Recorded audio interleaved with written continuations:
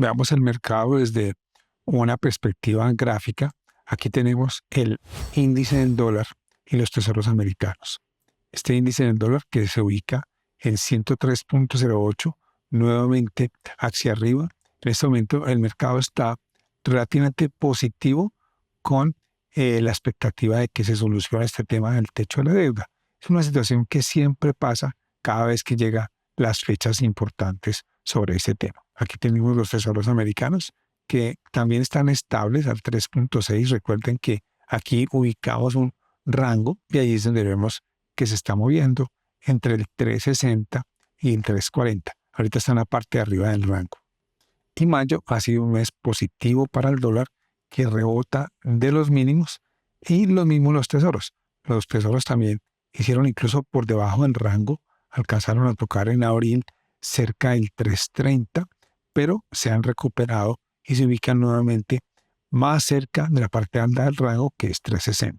Por otro lado, tenemos las acciones americanas del Standard & Poor's 500, que lo tenemos acá por encima de 4.000, 4.160. Está cerca del máximo de este año, como ustedes pueden verlo, y también actuando positivamente con la esperanza de que se arregle el tema del techo de la deuda.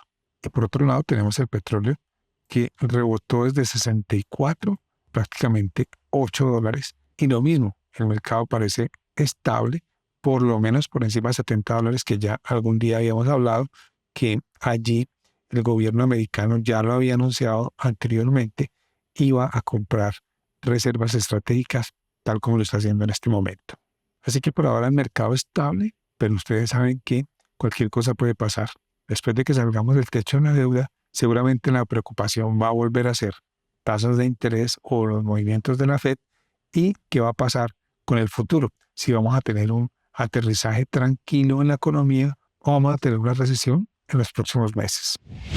Hola, soy Mauricio Fernández y bienvenidos a Capital.com, donde les traemos las últimas noticias y análisis sobre el mundo de las finanzas. Una vez más, el petróleo desafía las expectativas al aumentar su precio, impulsado por la adquisición de reservas estratégicas por parte de Estados Unidos. El Departamento de Energía americano anunció que comprará hasta 3 millones de barriles de petróleo como parte del plan de reabastecimiento de la administración Biden. Esta noticia ayudó a que el petróleo recuperara terreno.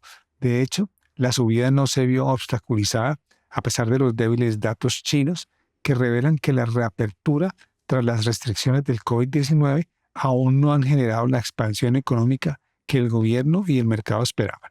La producción industrial china creció 5.6% interanual hasta finales de abril, en comparación con 10.9% esperado y 3.9% anterior, al tiempo que las ventas minoristas para el mismo periodo fueron de 18.4% en lugar de 21.9% pronosticado y el 10.6% anterior.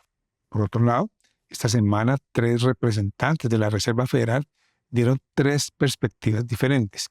El recientemente nombrado presidente de la Fed de Chicago, Austan Goolsbee, expresó una postura ligeramente acomodativa al decir que no estaba a favor de la última subida de tasas de la Fed. El presidente de la Reserva Federal de Atlanta, Rafael Bostic, afirmó que si tuviera que votar hoy, no cambiaría las tasas, mientras que el presidente de la Reserva Federal de Minneapolis, Neil Kashkari, cree que la Fed aún tiene trabajo por hacer para controlar la inflación.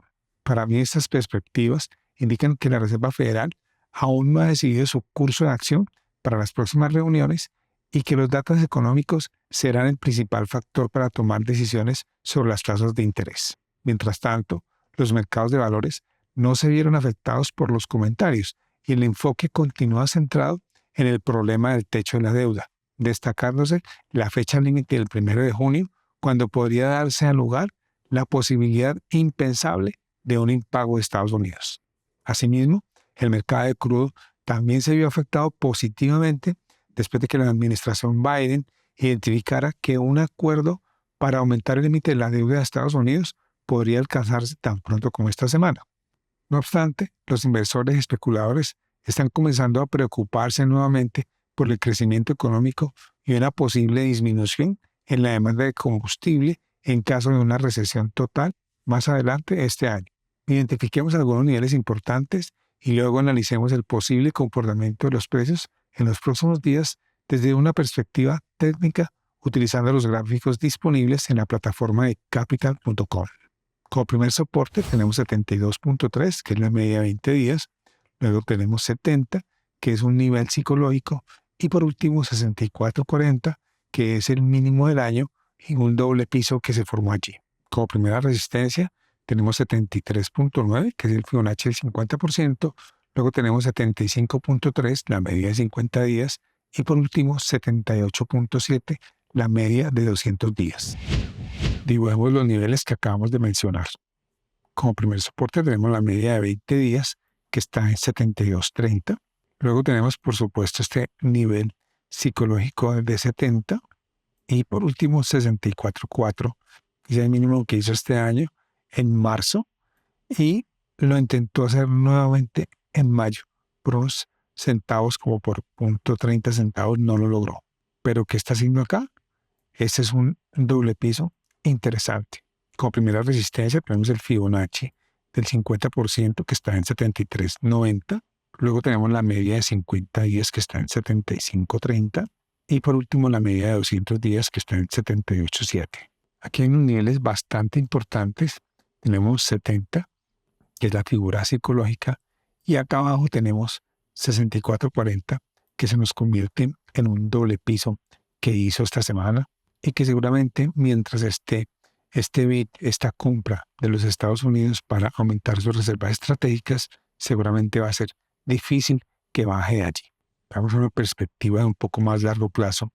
Observen que el año pasado rompe aquí hacia arriba y hace el máximo del año cerca de 130, pero desde allí empieza una caída dentro de este rango que está acá.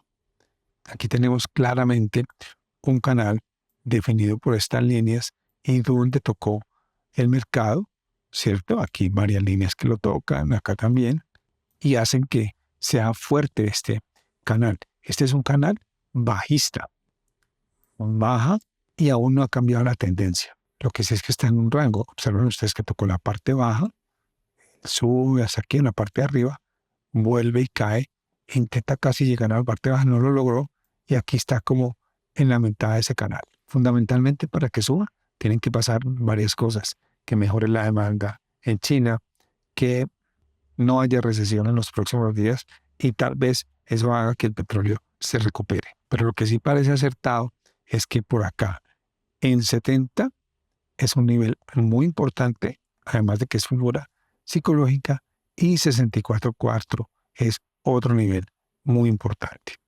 Ahora, ¿qué me gustaría hacer acá? Intentar un largo al 72.5, 72 o 73.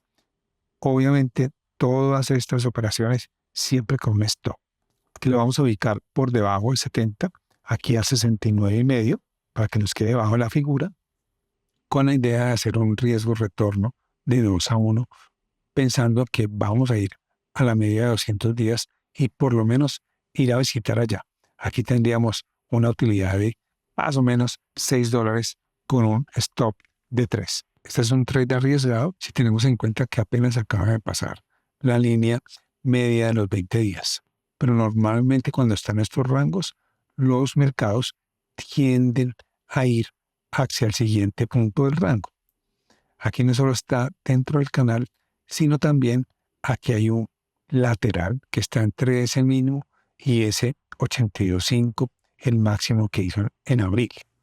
Y bueno, ya nos hemos tenido que ir acostumbrando a estos movimientos que hace el petróleo, que muchas veces depende también de noticias, porque aquí en donde está este gap, lo que pasó allí fue cuando la OPEP anunció el recorte.